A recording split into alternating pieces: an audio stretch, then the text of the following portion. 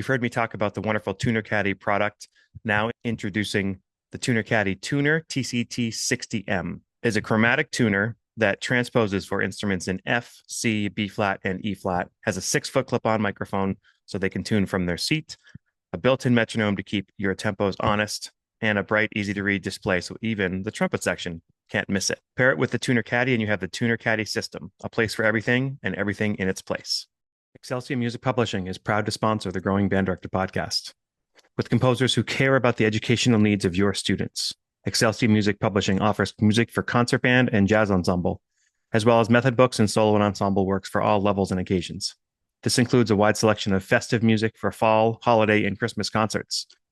Find music for your next performance at excelsiormusic.com. That's EXCELCIA music.com. Do you spend valuable time all year correcting students' hand position instead of focusing on the music? Thumb Gummy solves this. These simple, cost-effective teaching aids fit on trumpets and trombones to guide the right hand into proper position, reducing tension, improving form, and giving tactile feedback so students can focus on playing, not adjusting. It's easy to use, comfortable, and designed by teachers and players, not just for your beginners, but for older students as well. Join thousands of students and bands already seeing the difference. And keep an eye out for our new clarinet thumb rest coming soon. Visit thumbgummy.com to learn more. That's thumbgummy.com. Austin Custom Brass is a proud sponsor of today's podcast. They can be found online at austincustombrass.biz. The Austin Custom Brass shop is located in Kansas City, Missouri. They're frequent attendees at MEAs around the country, including a TMEA in Texas and Kansas and Missouri. They go to Midwest and Chicago and International Trumpet Guild. And give them a call today at 816-410-0826. If it's anything brass, they have it. Beginner to professional. This is a startup company from many years ago that's grown and grown and grown. Trent Austin has done a fantastic job with this. They're great people. They have many types of instruments from Adams to Rath trombones and Shires and Getson and Edwards and Schilke and Lotus and Courtois and many, many more. They have many new and pre-owned instruments. You can check them out online again at austincustombrass.biz. Welcome back to the Growing Band Director podcast. This is episode number 297. I'm here with Chris Holloway from Orlando Science High School in Florida. Chris, how are you? Pretty good. How are you doing, Kyle? Great. Thanks for being here. Today, we're going to talk about classroom management, about a presentation that you've given at your kind of local PD. And I saw it and wanted to make sure we kind of brought it to our listeners. So thanks for spending the time on a Friday after school. You're doing the work for the people. I appreciate that as am I. I just want to mention before we get into it really quick, if anybody is really into the classroom management thing and they check this out and they really like it, as I'm sure they will. Episode 68 with Robert Grogan, who I believe is from Georgia. We did an episode on classroom management as well. If people want to go back and check that out, they can. So Chris, just a quick intro. What brought you to make this presentation? I've been teaching for 17 years now, and I was approached at the school I'm at now by administration to do a new faculty PD, and I was like, "What do you want it over?" And they said, "We want it on first setting high expectations," and then it turned into the more of a how to manage yourself as a teacher / classroom management. And it's kind of I've presented it 3 times, and when I presented it first to the new faculty, they're like, "Can you also now present to the current faculty?" And I was like, "I don't know if they want to hear from me or not," but I said, "That's fine. I will do it." And that's how I ended up with this on my plate. And it's evolved from there. And it's turned into the let's introduce the wacky band director to the new faculty. I think Love that. That's what's happened. Well, kudos for you for saying yes. That's great. Yeah. If you were to boil down the whole classroom management thing and somebody had 1 minute of your time and you're like, just do this and it goes a huge way or goes a long way. I know we're kind of off script here, but what kind of jumps to your brain right away for somebody who wants to be better? Manage yourself first. Okay. That's who you got to get managed first, is yourself. I think sometimes, even when I was a new teacher, I thought I had it together and realized I do not. So it took years. I mean, and you know this too, it took years to finally get my band director brain going. I had a musician brain going. That was my problem. Mm-hmm. I had a musician brain. I expected students also to be the same musician that I was. And it was that was not happening.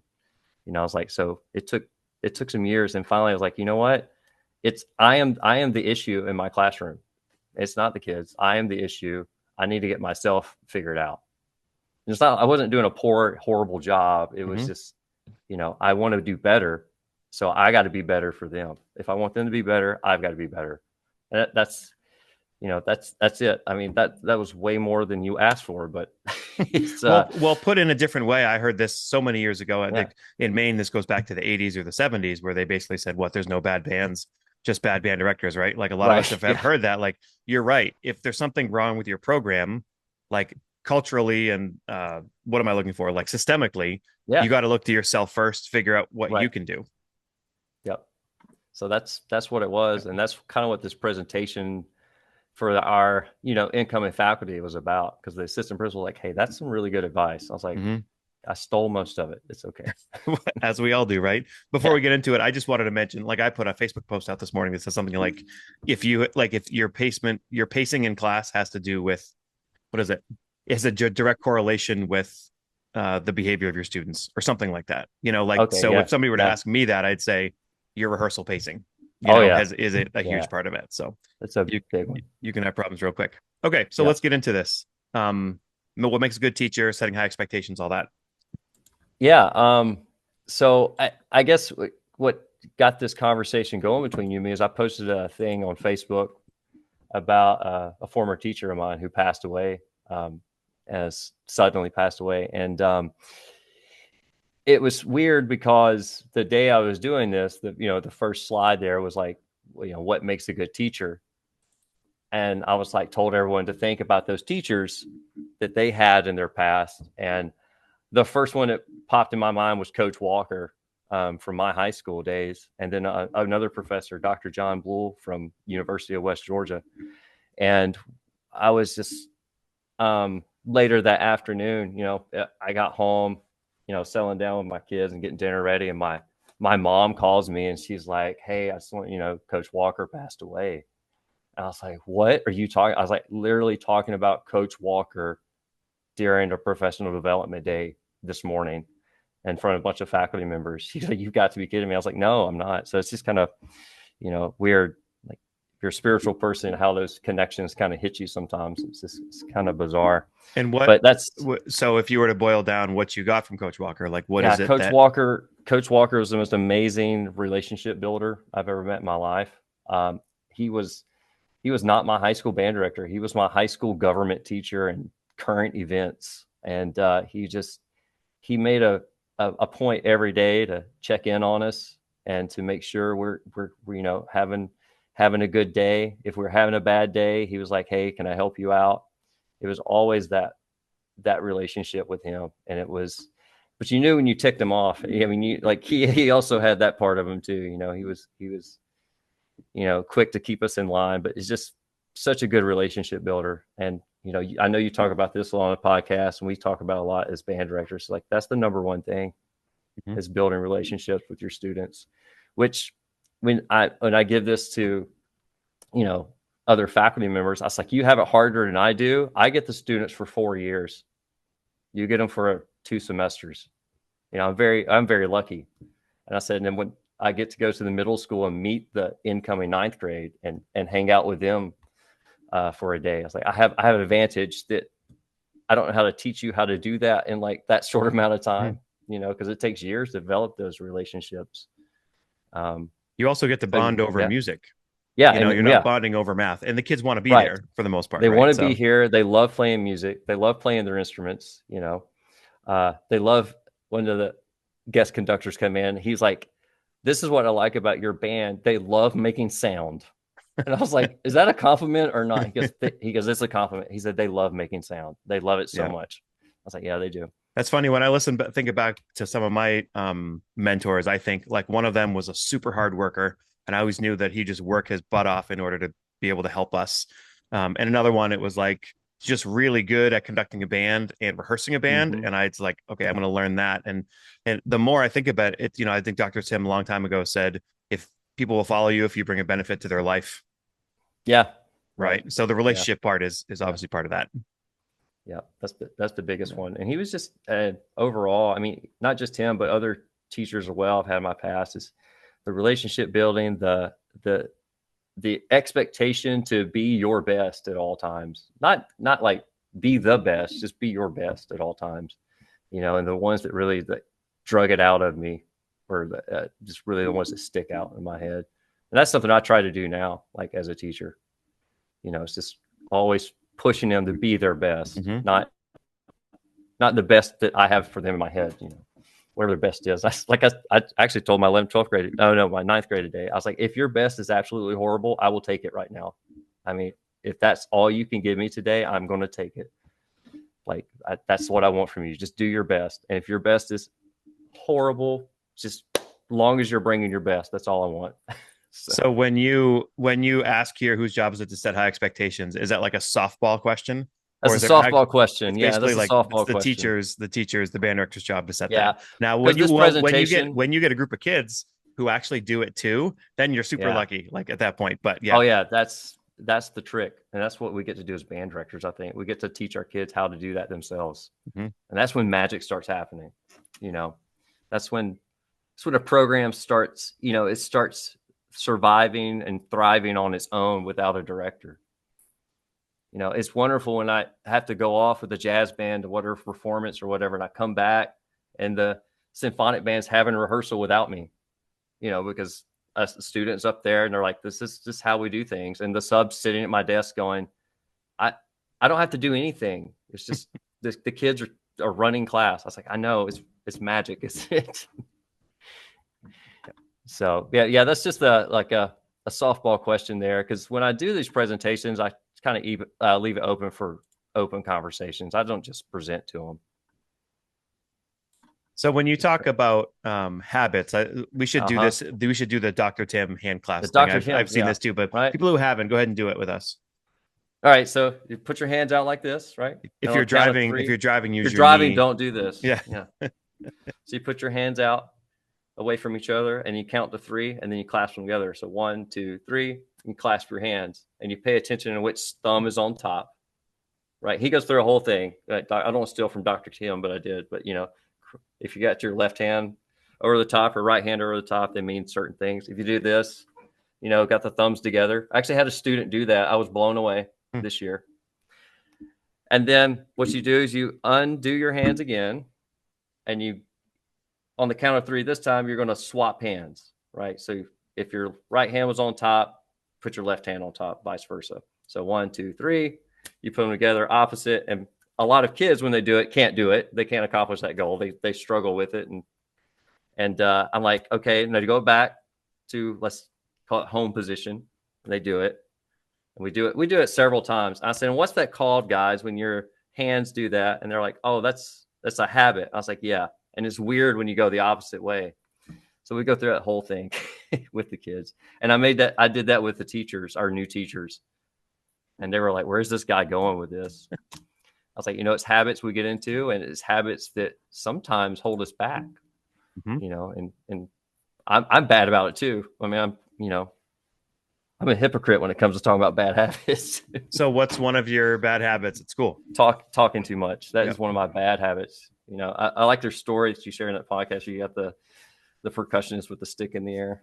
That was Phil Edelman. Yeah, Phil Edelman. Yeah, that's a good story. So I'm working on that. That's it's funny. I'll say to student teachers sometimes, it's like, because they're performers, they're new teachers, right? So I'll say, have you ever left any rehearsal you've been to and said, I really wish that teacher had talked more?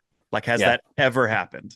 And of course they say no, right? But it's also hard because you also hear of bands where they literally just run stuff through, like it through, they'll run through sections and then they don't get any feedback from their teachers. And obviously, like, you want the kids to give feedback, like the reverse classroom, whatever that is, but you also want to give feedback too, like you're the professional and help them. So it comes from a good place. Yeah. But that recognizing is for sure. That's our middle school band director. She is it's her first year. Well, she came in the middle of the year last year. So it's like, she's really taken on her first beginning class and everything this year. So she calls me all the time. But she comes and watches me rehearse the high school, and she's like, "There's so many mistakes happen. Why don't you stop them?" I was like, "Because they want to play. Like, they want to play." And I've just learned, at least with my students, sometimes they just have to grind through it. Just that repetition. That sometimes that's what they are needing right there. They don't need me to say anything. They just need me to give them time to get it figured out. Mhm.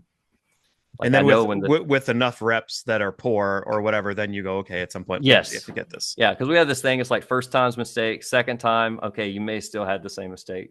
Third time, all right, Mr. Holloway's got to step in, Yep. you know. And sometimes, I mean, sometimes I just let them like just get it again. I trust you. You'll get it done. Like, So one of my habits is planning, and I think that's a good thing, mm-hmm. and maybe people know who listen that like I try to plan ahead and I try to have things figured out, quote unquote, like the plan always works, right? Of course it doesn't, Right. but when you have that plan, I feel like I'm at least in control and I like know what I'm doing, quote unquote. But because of that, I'll be in like really big moments and I'm thinking about the next thing. Like we're in the Mm-hmm. middle of like you planned for this. Like Yep. how do I get out of that habit? So I think number one is like recognizing the habit Yeah. and then Yeah. figuring out how to fix it. Yeah. I did a conducting symposium at University of Central Florida last year, and the one of the conductors was like, "Hey, stop thinking about the next measure." I was Mm. like, "What?" He goes, "You're thinking about the next measure. You're thinking about that downbeat that's about to occur. How about you enjoy that part right there?" And I was like, "Oh, I do that a lot at school." He's like, "Yeah, I know." He's because he comes to work with my ensembles. He's like, "I know. I've watched you teach. You're thinking ahead." He goes, "Is good, but also when you're trying to make music, it's bad." I was like, "Yeah, okay." Oh, that's deep. So, yeah, I know. This is in front of an entire college, wind ensemble and other band directors, and like, okay, yeah. So you had like that moment, right? I had that moment. It's The like, oh moment. yeah, that is my fault. I'm not enjoying the moment. I'm trying to make the next moment happen. Have you heard about my moment in one of those? No. There's a moment at University of North Texas, and Eugene Corporon's there, and Alan McMurray's there, and Dennis Fisher's up with the gallery, and it's Texas in June. So I'm from Maine. 85 is really hot. Well, it's like 185 or whatever it is. I mean, it's In so Texas. hot. So of course the dress shirt that I have is like this white Hawaiian dress shirt, and I wear it, and I'm conducting the UNT Wind Symphony, right, or whatever it's called. And I get up there, and the first thing they say to the whole thing, Dennis Fisher's like, never wear white as a conductor. I'd never heard that. Well, now I know. But Right. so I'm like, yeah, I'll be that guy in front of hundreds of people. Yeah, so I feel you. Yeah. Um, you have a talk about here about practicing doesn't make perfect, practicing makes consistent, right? How do Mm-hmm. we practice our teaching? What are some ways that we can improve that? That's something I'm still working on. So I regret putting that slide in because I got asked that question, and I was like, well, I do record sessions sometimes, Mm-hmm. and sometimes it's audio. Like I think I'm recording the band, but I'll just let the phone record, and then I hear myself going, "Oh, that was not a good that wasn't a good choice," or whatever. For to say like I could have said that better to the ensemble or whatever, and that's why they goofed up again. Well, I think Um, I think the whole being reflective is huge. Just yeah, like you're right, thinking about how did today go? How did that concert cycle go? How did that? yeah. That's number one. So what I do, practice teaching, I guess I have a guinea pig class. I don't know if you do this. I have a class every year. It's always a different class, and I usually figure it out the first, maybe second week of school, which class is going to be my guinea pig class. So I'll try different warm up routine with them. I will try a different rehearsal technique, and I'll always try different things with this guinea pig class. And if it's an epic fail with the guinea pig class, I'll usually go try it with another class to see if it does better. But I'll reflect on it and go, okay, maybe that wasn't the best idea Hmm. at the time. Like for example, this year is my 10th grade band class. That's my guinea pig class, and I've informed them they are my guinea pig class. And so we borrowed some of the John McAllister scale patterns this year, trying those out. And there's one where they're doing arpeggios through each scale degree. And I was like, oh, I got an idea because I wanted to hear each group without having to stop the band. I was like, everybody just play whole notes. Each downbeat, play the whole notes. So they're playing this, all the roots under each arpeggio. While I was like, I just want to hear the flutes play the exercise. So the flutes play the exercise with the low brass playing all the low tones in the back. And then I want to hear the low brass, and everybody's accompanying the low brass. So that was my little experiment with them, Mm-hmm. and it worked. So when we got to orchestra class, I was like, all right, we're doing this today. They were like, no, we are not. I was like, yes, we are. Just go with it. And so that's, I always pick a guinea pig class. So that's my practice teaching class. And if it's a fail, I learned something from it, you know. Do you find that as you teach more and more years, you lesson plan, quote unquote, less and less? And you kind of like, I know where we're going, I know what we're doing, and I've done this so many times. I pivot and I kind of read the class at the moment and go with Yes, what you think is right. I Like do if that. somebody said, "Can you give me your lesson plan?" I'd be like, "No, we're Yeah. doing this, and this, and we're getting there, I think this way, but we'll see." Yep. You know, I there's times when you'd be like, "We're doing fundamentals for 10 minutes today." But that day, the kids are killing, and you're like, 35 minutes later, you're still, it's like, okay, you just go yeah, with them. that was me today with my freshman group. I wanted to do, we're on 90-minute blocks Hmm. here. So I don't see the students every day. It's every other day. It's a rotating block schedule.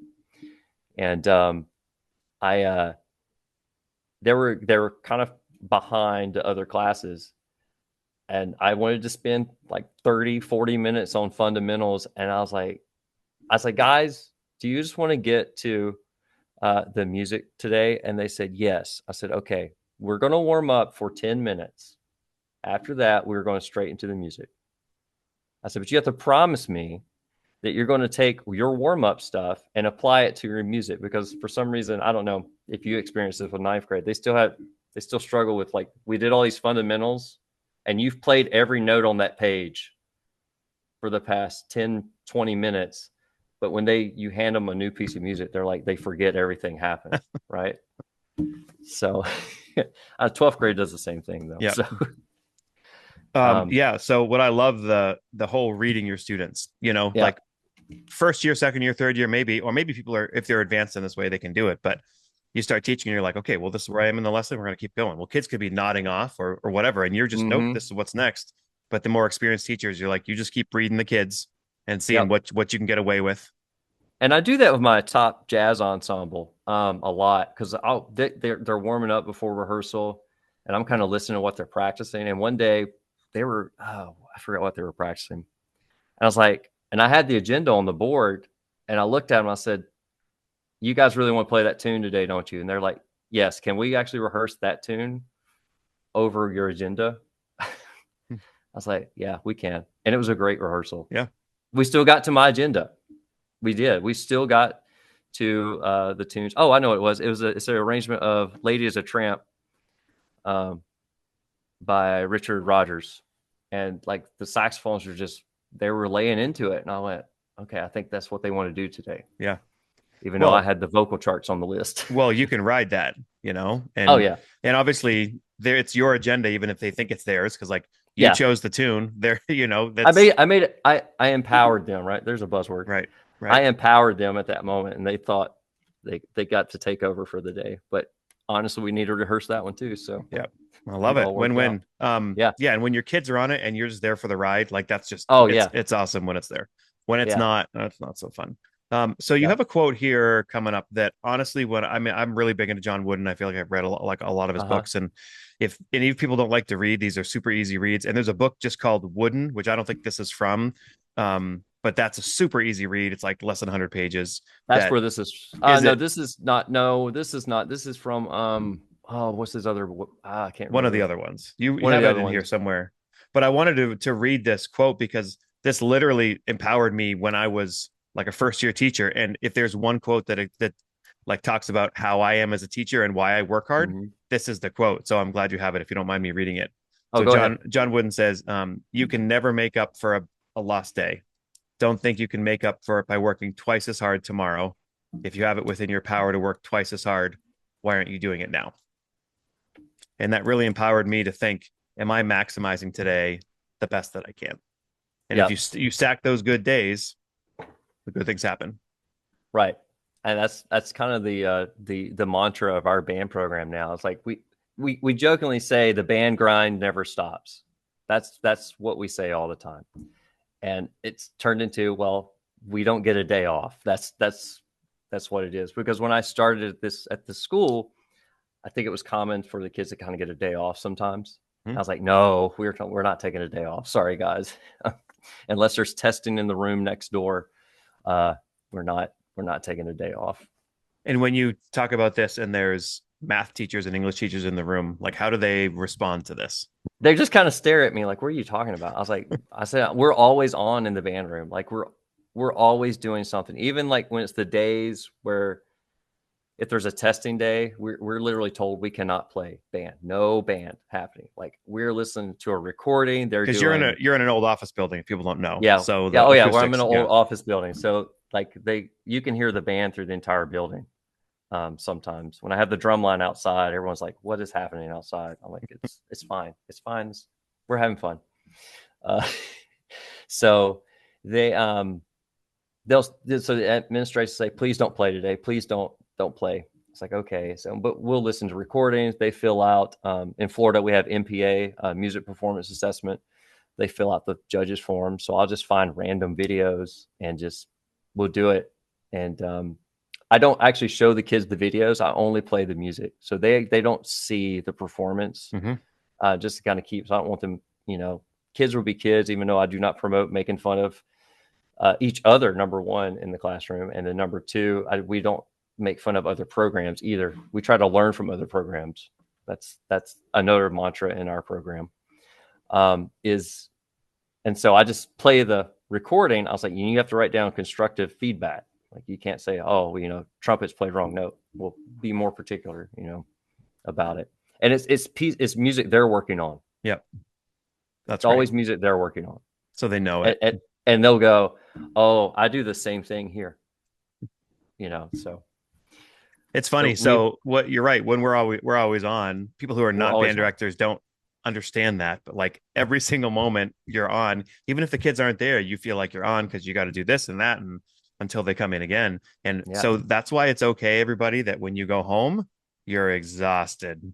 Yes. Because you have been on the entire time. You ever have a day where you're like test proctoring or you kind of feel like a math teacher and you leave and you're like, this was easy. It was easy, I could do this. But then I have the opposite problem. I feel like I just wasted my day. Yeah.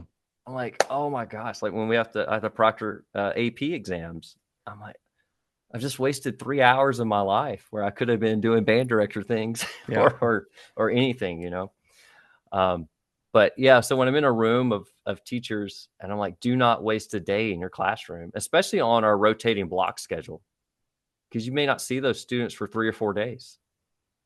I was like, they're gonna miss something, and you're gonna feel behind, and then there's no getting that time back. There's no getting it back. So I love the quote you have on here where you said, if you want your students to perform at a high level, you must perform at a high level. Yeah. That's another big thing that I've noticed just throughout my teaching career. And I used to, at a school I was at in Georgia, we had to actually go observe our colleagues as part of our evaluation. Our observation for our colleagues did not count towards them.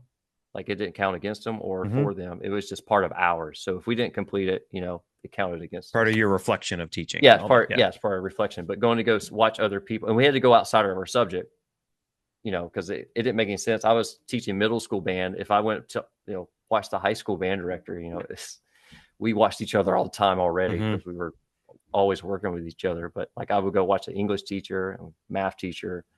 I was like, oh, this is neat. It's different, to watch someone else work. It's one of those things that I always wish I did more, but it's so easy to forget that you don't have the time, you're doing all these things. And but that would be nice to watch somebody else teach outside of discipline area. Yeah, it would be. So but that's it. I always try to be on my game. And that's hard sometimes. Well, and if you're observing somebody, or say you're looking at somebody else's band, or you think about a program that you kind of wish, I wish our program was better, or we always all that envy of the other programs. That kind of brings me to this iceberg thing that you have. We've all seen the iceberg where it's like it's an iceberg on top, what you see, and then on the bottom is like, what do you have? Persistence, failure, sacrifice, disappointment, dedication, hard work, good habits, practice, all that. So like, what your job is, if you see that other program, and you say, we want to be better, like I want to be closer to them, go observe them, go see what's going on, figure out Hmm. what's going on in their program to make it the way that it is. Yeah, I did that. I mean, I do that a lot. And something that I do because I'm very, I don't know, I'm very open to have people come work with my ensembles. I think I've been teaching long enough, and maybe I'm old enough that it used to intimidate me, but now I'm like, just please come and work with the groups. Um, I get so much out of that. I get so much out of that. I had one of the uh, directors here who is now um, like he's just been amazing um, colleague and everything. His name's Bernie Hendricks. He I went and saw his band perform and I was like, man, that's great. He's such great energy all the time. And I was like, Bernie, can you come work with my band on a Saturday for, I don't know, 4 hours? And he said, absolutely. And he shows up and I just watched him. And like all my students were like, they're like, it was like similar to having you teach us, Mr. Holloway, except he was on 6 Red Bulls. It was crazy the amount of energy that he had. And they were not his students, they were my students. But just the passion and energy that he had. I was like, okay, I've got to do a better job. That's on me. I thought I was that way, but I was not to that level. And I'm still not because that's his style. But he's also an amazing director in Florida. You can Yeah, reach it's out hard. to him. It's like you want to take something from somebody, Yeah, but you don't want to copy them because you have to be yourself. To correct. me, you mentioned energy, but like having as much energy as you can, what does that come Right. down to, right? Are you fed properly? Have you slept? Which with young kids, you're going through it, right? Like you Uh-huh. totally feel it. So that you also learn to take care of yourself better as you get older as a teacher because you're like, I want to be good on the podium. So I don't know if you've Hmm. heard me say this before, but like my personal hell is being on a podium in front of a band that doesn't sound good and having a Yeah. headache and sounding and feeling tired. Like if you Yep. feel terrible and there's bad music, you're like, man, I'd rather just not be at school. Yeah, that was me last week. I had a cold, and then my band, I was like, guys, what has happened to us? And they're like, Yeah. we don't know. So you So, have a slide here where you basically have an open-ended question where you basically say, hmm, what is good classroom management? yep. When I think of that, I think of a wind ensemble rehearsal where the time flies by and you're just ahead of the kids and they got to stay on top of it and the kids are Hmm. all on it. They got their pencils. They're you're not waiting for them, but you're also not going ahead of them. You ever seen those Right. teachers who like they say it and they go ahead, but the kids didn't do it and they're just going Yep. too fast? Yeah. That's so I to have that me, to problem me, sometimes. okay. To me, I think of pacing, Yeah. like are you pacing it to try to get them to keep up with you? That's what I learned from one of Right. my mentors, right? So what are other answers you hear about what is good classroom management? It's always like it's stuff like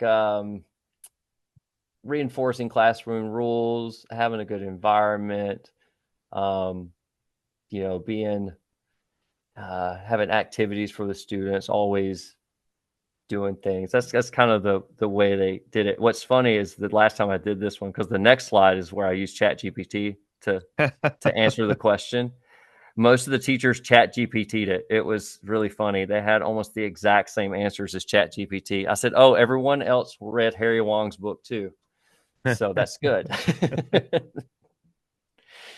One other thing I but think, go ahead. but I never hear about building relationships. That's one thing I've never heard in those meetings, like in those PDs. So, and sometimes I think as teachers, when we're asked questions like that, we pull like our students, right? With like, I just want to give the right answer. And even tell my students, like, just give me an answer. I'll take any answer right now, just as long as it's what you think the answer is. Mhm. But I think they're always like looking, I don't know, like when you get a room of teachers going and they're just, it's like they're all looking for that perfect answer. I'm like, it doesn't exist. Just give us something.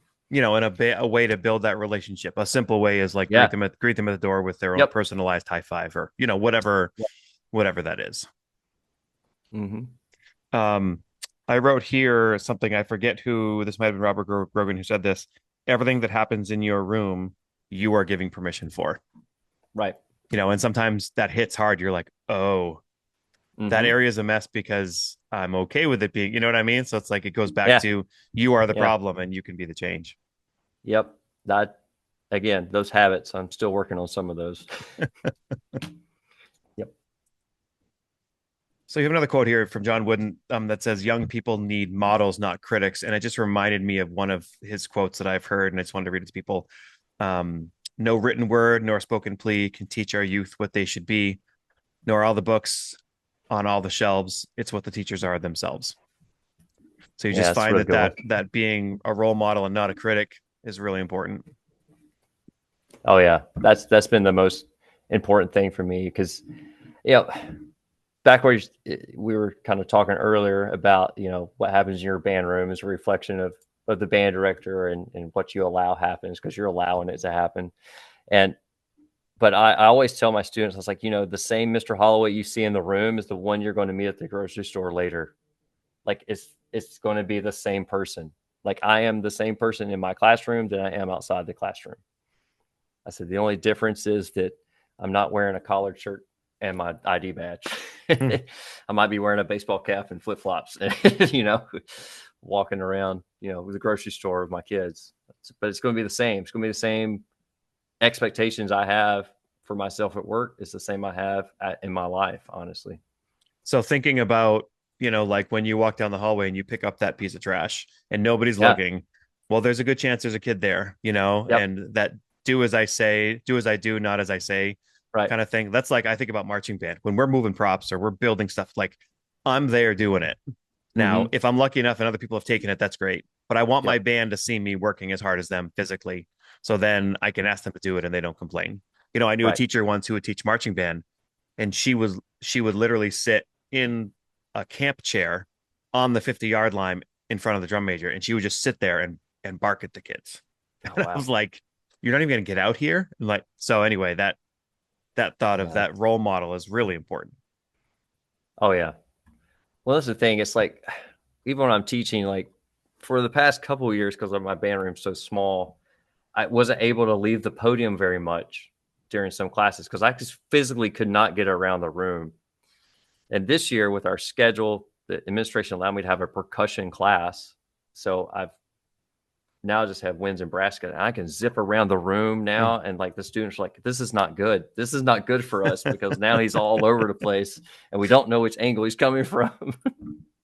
And they can't So, hit a moving target. I think that's and they great. can't, yeah, they can't hit a moving target, and it's great because I could just get around and run around. I'm a trombonist and run around with my trombone. It's like, oh, let me play that part for you, especially with Mm-hmm. the ninth grade and the jazz ensembles. I stood in the trumpet section today with the ninth and 10th grade jazz band. I was like, okay, this is your part. If Mm-hmm. I can play it on the trombone, you can play it on that trumpet. Well, and Yeah. the benefits of playing for and with your students is enormous. Some people say don't play for them. They need to read. Yes, they need to read. Of course, they need to read. Yes. We're not everything rote, but Yes. would you like your kid to come in and get a professional trombone lesson from somebody? Yes. Well, I you're would that love it. professional. You're that professional, Yep. Yeah, right? it is. So, And for years, I couldn't actually play for my students. I was getting my little off a little tangent here, a little sob story, but I was getting my master's in performance, and I developed really severe TMJ. hmm. And I was at my lesson, and my jaw locked open, wide open, and my trombone professor went, "This is not good. This is bad." He goes, "You need to go see a doctor." So I went to the doctor. They said, "Well, yeah, you got this going on, and it's probably not going to get better unless you have surgery." At that time, they said surgery was 6 months recovery. I was like, I'm going to quit playing trombone. And the doctor's like, I highly recommend you quit playing trombone. Wow. So I dropped the performance, went to education. I went to the university and said, hey, I got to do this. I said, no problem. It's the same classes, except you're taking more private lessons. It's the only difference. Yeah. I said, okay. So we did that and adjusted. And for, I don't know, like 5 to 8 years, I just don't remember. I could not play trombone. Like it was too painful to play. So, and finally I've gotten it back. It's better now, or at least Mm-hmm. I can cope with it. And so now it's great. I can run around my trombone now and everything. So, Well, but it was, and talking about the benefits of a percussion class too. I know this is oh, again another I tangent, know but that's a whole debate. the But ability to have percussion separate and yes, then split together. I mean, we have two levels of band. In my lower band, they're separate, and then the upper band, they're together. There's a whole episode coming out soon with Alex Castro where we literally spent a whole episode Mhm. talking about what you can do with a percussion class that you can't do with, Right. with them combined. So Yeah. you were able to do that for space reasons, but I assume for other reasons too. Oh, for other reasons as well. Of course, selfish reasons because I wanted a percussion class where I can really help them out. So mine's the opposite. The ninth grade band, our band is done by grade level. It's not done by ability level yet. I'm still working on that. Yeah. So it's done by grade level still, and I don't have a choice in the matter. So so the ninth grade is combined percussion and winds. But so 10th through 12th grade, that's where I was able to pull the percussion out, and they have their own class now. And then I've got 10th grade winds and brass, and then 11th, 12th grade winds and brass. It's So also nice because it's another band class where you're not Mhm. asked to take a general music class or whatever. Sometimes it's another Nope. way to fill up your schedule too. Oh yeah, yeah. And then I have two sections of orchestra as well. So that's a new one for me this year. So One thing you talk about on here is learning the kids' names. hmm My wife, fantastic middle school director, she knows like 100 names in the first 3 days. I'm like, how do you do that? It's not hard. I'm like, okay. When we first got to the school we were in, I came home the first day and I'm like, Crystal, our ninth grade band has 15 clarinets. They're all girls, they're all yeah, brunettes, and they're all quiet. I mean, it took me like months to learn those 15 names. When I was talking to somebody, they basically said the best way to do it is say each week pick a section. This yeah. section you're going to learn the flute players' names and then move on from there. I'm going to tell you how I was taught to do this when I was student teaching. I had an amazing supervisor teacher named Kenny Beard, and he lives in Atlanta, and he's he I our first class every day was fifth grade beginning band. He goes, your first job is to learn their names. I was like, Kenny, there's 80 kids in here. How am I going to learn their names? He's like, you got to do it. So this is how he did it. And it was the most amazing thing I've ever seen somebody do. He would start with the flute section and he would ask all their names. And he would start at the first one and say their name. And when he messed up someone's name, he would go back, he would ask them their name. They say, oh, my name's, Ashley. He would go back to the beginning of the flute section and start naming their names again and just keep going down the line. If he messed up, he would start over the beginning. And he would do that with each section, like every day. So it'd be so the next day it'd be the clarinet section. Next day it'd be a saxophone. And I was like, how are you doing this? And he goes, now it's your turn. I was like, oh. So, and It's a great eventually he lesson. would do it. He would get it, after a couple weeks, the entire fifth grade band, he had them down. Yeah. And I was like, he goes, this is the most important thing you're going to learn as a band director is learning those kids' names. Because he had a great system. He taught them in beginning band. He would send them to the middle school and he got them back into the high school.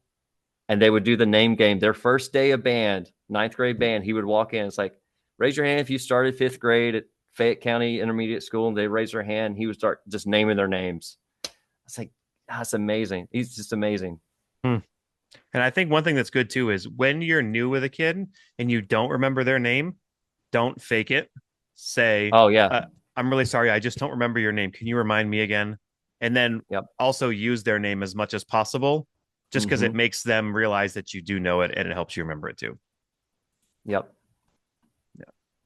Do you have any funny stories of like learning names or remembering names? Like I told you one. I have another one where I know all my kids' names, and my program's not huge. I've got like 90 kids in the program, so it's not like I have like hundreds and hundreds and hundreds of kids. We're at a jazz band performance, and I'm just naming every kid who's soloing all along the way. And I Mm-hmm. get to this second tenor player, and I look, and I'm like, Uh-huh. ah.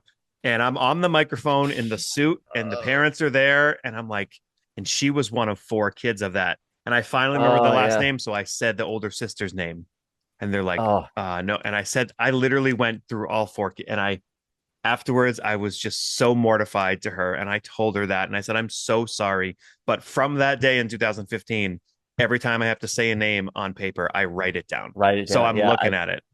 How embarrassing that was. Do you have any stories Yeah. like that, or? I mean, in a public situation, I left off a soloist's name one time because I didn't write it down. Yep. And then finally, um, you know, at I go through, I recognize the soloists. I forgot what piece it was, but it was the symphonic band. And out of the percussion section, I hear, Mr. Holloway, you forgot someone. I was like, is this really happening on stage right now? Really?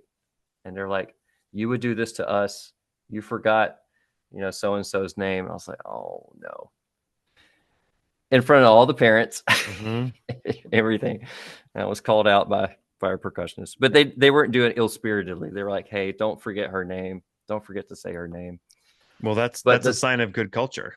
yeah, yeah. I mean, I think it is. I think it is. But I'm the school I'm at now. I'm starting to get siblings of kids who have graduated, and I always call them their older sibling's name all the Yeah. time. It's sometimes embarrassing, and sometimes they just laugh at me. And there's nothing younger siblings hate more than, are you the brother of, or yeah, Yeah, you say my name wrong. yeah, I'm a yep, different person. Come yeah. on. So, You treat me like and that. I had two twins a couple years ago, and I had their names mixed up, but they didn't correct me for like 4 months.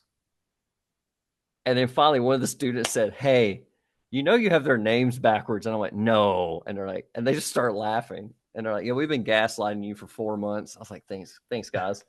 I appreciate I that." have a senior who joined our drum line for the first time this year. She's been playing percussion, but never was in marching band. So she Yeah. joined, she's playing top bass. She's got an identical twin sister who's not in Oh, band. And yeah. when she joined, I seriously said, don't do that. Like, you can't give her a drum and show up on the field and like us think it's you, because that would be dangerous with a show like Yeah. ours. It's really moving. I like, don't. She's like, oh, I would never do that. I said, I'm just making sure, man. But I'm happy to have her. All right, just gonna move on a little bit. You talk Yep. about accentuating the positive, and you have an activity time for with negative versus positive demonstration with Dr. Tim. Is that something you're willing to do with us? Let's see. You know, oh, I can't. Well, we could talk about it, I guess, but it's a physical thing. Okay. So you have he did this. Um, he was at the Florida Bandmaster Association summer conference, and he did this actually with the current our current middle school director. She's a student at University of Florida at the time, but he had her stick her arm out, and he gave her a bunch of negative feedback and everything, and then he just took his hand and pushed her arm down. I don't know if you've ever seen him do this, right? And he goes, "Look at that." No resistance whatsoever, just gave up. And then he had her do it again, stuck her arm out. Of course, she knew it was coming this time, right? But, and then we gave a lot of positive, feedback and everything, a lot of positive compliments. And then, she gave him more resistance that time. So that was the exercise I had them do. I've seen that done with food. Whoa. That like you're literally holding something good for you in one hand and the other one Yeah. you can't, and then you put like a Oh, pint of Ben and Jerry's and your hands go down. I don't know. yeah. I'm not sure if that works or not, but I also love that you write here, they are not on your level. Because I think Right. in some ways in education, we treat kids too much like adults and we treat adults too much like kids. Mm-hmm. And I like that you say here, they're not on your level, musically, economically, maturity wise, any of it. Yeah. And it's your job to recognize that and then just try to build them up as you go. Yeah. And I put that in there just, I mean, us directors have to remember that too, especially new directors coming out of college where you're used to sitting in a wind ensemble with people who just play. They could just play their horns and it just sound great all the time. I remember like being in the college jazz ensembles, like, oh man, it's so great. And then going to my first middle school jazz ensembles, like, oh no, no. It was shocking. Mm-hmm. For my ears, like, oh, okay, this is different. Well, in a lot of ways, those people who are well, and also in another way, like if you go through and you're the musician that has to work really hard to keep up with everybody, a Mm-hmm. lot of times those people are fantastic teachers because they've Oh gone yeah, through all the yeah, yeah, things. yeah, yep. And yeah, so but they're just telling other teachers, hey, you got to remember, they may act like they know as much as you, but they do not. Yeah. So you got the years of wisdom on you. All right, Chris, thanks so much for being here and providing this information. We're gonna get you out of here so you can go pick up your kids. I remember Yep. the days. I remember to drop them off and you're there, and it's like, I hopefully you got your food with you, your shoes on, and all that. But they're Yep. what's most important. So, a couple pieces or composer that you kind of feel like you want to talk about and push that you think your I, students love and people would like. I think every band out there needs to be playing Appalachian Folk Song Suite by William Harbinson. It's a grade 3. and it's an amazing tune. So if you want to expose your kids to something that is, I'll call it Vaughan Williams light. It's in that style of the folk song, the Vaughan Williams folk song suite, and it's just a wonderful piece of music. There's so much in there. You got alto saxophone solos. There's a tuba and bass clarinet little duet that happens. It is just it's a wonderful piece of music. And we did that for MPA a couple years ago. And one of the judges like, I'm so happy to hear this tune being played. It does not get played enough. It's been one of my favorite teaching ones. And it looks like who's the composer again? William Harbinson. Right. And how many movements is it? 3 movements. 3 movements. Yes, 3 movements. So especially if you want to do some multi-movement pieces, that is just a wonderful, wonderful piece. Love it. I cannot brag on that one enough. Love it. And then another piece that we did last year, and it was a stretch for my ensemble, but they loved it so much, was Maslanka's Illumination. Oh, yes. Oh man. First off, that piece of music still gives me chills. It brings tears to my eyes. I don't know what it is about that I can't even tell you what it is. There's a spirituality about his music. It is, yeah. It's about his music, it's spirituality, and that one just hits me so hard, especially at the end when the chimes come in, the brass is just wailing away. I'm like, oh, this is so perfect, and it's, and it's funny because we did that at our spring concert last year and the seniors, and I have like a theme going every year, and it's about sharing your inner light with other people. So we ended that, and I give this whole spiel to the parents right before the seniors are like all boo-hooing and stuff.